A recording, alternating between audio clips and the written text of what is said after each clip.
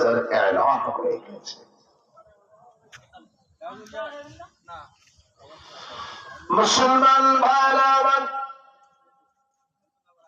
কিশোরগঞ্জের একজন ইমাম সাহেব ঈদের নামাজ পড়ে খুতবা দেওয়ার জন্য দাঁড়ালেন। খুতবা দেওয়ার জন্য দাঁড়িয়ে প্রথম খুতবা বলার পর তিনি বসলেন। দ্বিতীয় খুতবার জন্য দাঁড়াবেন, কিন্তু তিনি আর দাঁড়াতে পারেন নাই। ঢলে পড়ে গিয়েছেন, মালাকুল মউত এসে গিয়েছে, তার জান কবজ করে নিয়ে গিয়েছে, কেউ ঠেকাতে পারে নাই।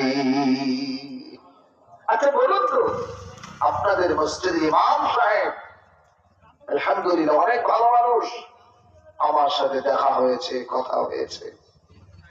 আপনাদের মসজিদের ইমাম